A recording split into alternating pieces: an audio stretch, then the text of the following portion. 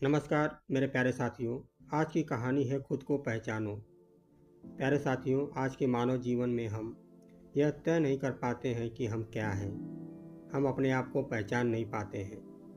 जिस दिन हम अपनी पोटेंशियल, पावर और एबिलिटी को पहचान जाते हैं, फिर एक शेर की तरह दहाड़ते हैं, उस दिन से हमारी ज़िंदगी बहुत ही आसान हो जाती है।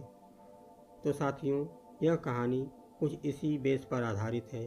तो आइए सुनते हैं कहानी को। एक समय की बात है, शेरनी ने जंगल में एक बच्चे को जन्म दिया और जन्म देते ही उसकी मृत्यु हो गई। उतने ही देर में कई सारी भेड़ें गुजर रही थी। वह शेर का बच्चा, जिसने अभी अभी दुनिया में कदम रखा था, वह उन भेड़ों के साथ मिलकर चला गया। अब वह शेरनी का बच्चा उन भेड़ों के साथ ही रहने लगा और भेड़ों के साथ रहने की वजह से वह खुद को एक भेड़ ही समझ रहा था। उसने कभी मांस नहीं खाया और वो उन भेड़ों के साथ मिलकर घास खाने लगा था। उसे कुछ आइडिया ही नहीं था कि एक शेर कैसे रहता है और कैसे अपनी ज़िंदगी गुजारता है। और उसे यह तक नहीं पता था कि वह एक शेर है, क्योंकि उसके चारों तरफ भेड़ ही भेड़ थी और भेड़ के ही साथ में रहने लगा था। उसने कभी शेर की तरह दहाड़ा नहीं। फिर समय गुजरता गया और वह एक शेर का बच्चा एक जवान शेर बन गया।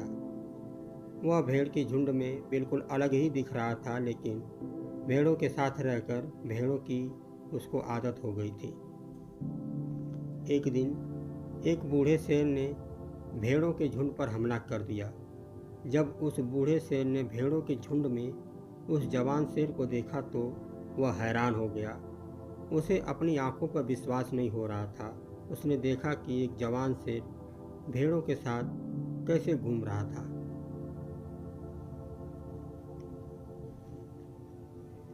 उसने कभी ऐसा नहीं देखा था। वह भूल गया कि वह वहाँ पर भेड़ों को पकड़ने आया था। उसने सोचा कि वह शेर से बात करेगा और पूछेगा कि यह सब क्या हो रहा है। उस बूढ़े शेर ने भेड़ों के झुंड पर फिर से हमला किया, उस शेर को पकड़ने के लिए।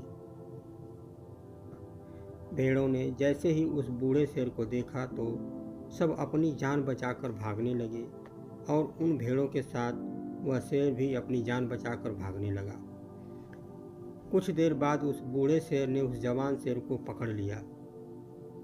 बूढ़े शेर ने उस जवान शेर को पकड़कर यह कहा, अरे बेवकूफ़, तू मुझे देखकर भाग क्यों रहा है? जवान शेर ने रोते हुए कहा, प्लीज़ मुझे छोड़ दो, मैं एक साधारण सा भेड़ हूँ, मुझे जाने दो।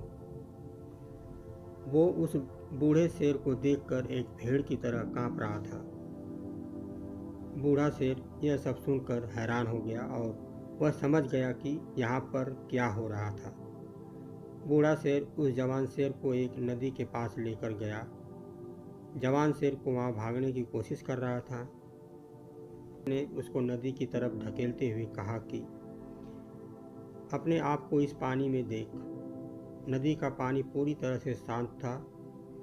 बूढ़े शेर ने जवान शेर को कहा कि अपने चेहरे को इस नदी में देखो और फिर मेरे चेहरे को देखो। अपनी बॉडी को नदी में देखो और फिर मेरी बॉडी को देखो। उस जवान शेर ने डरते हुए अपना चेहरा नदी में देखा और जैसे ही उसने अपना चेहरा नदी में देखा तो हैरान हो गया।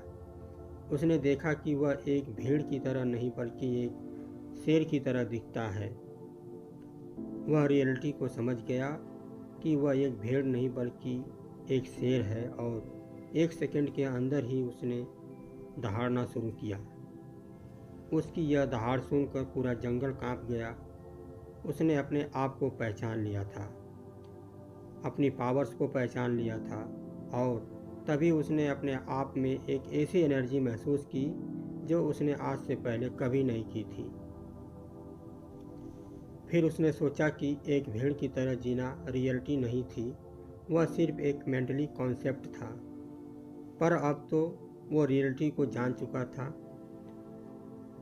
साथियों, अपने अंदर से उस वीकनेस को निकालो जो आपके अंदर झूठ बोलकर बैठा है। आप भी एक शेर की तरह हो जो भेड़ के बीच फंस चुके हो। आपके आसपास जितने भी लोग हैं वह आपको यह फील कराते हैं कि आप अपनी लाइफ में कुछ नहीं कर सकते हो, क्योंकि कहीं ना कहीं आप भी उसके साथ रहकर उनकी तरह बनने की कोशिश कर रहे हो। साथियों, आपको इस भीड़ से अलग खड़े रहना है और अपनी पोटेंशियल, अपनी पावर्स और अपनी एबिलिटी को पहचानना है। और जिस दिन आप अपनी पावर्स, अपनी एबिलिटी को पहचान लोगे उस शेर की तरह, तब आपको दहाड़ने से कोई भी नहीं रोक पाएगा। तो साथियों, ये कहानी आपको कैसी लगी? आप अपनी राय कमेंट में ज़रूर दें। धन्यवाद।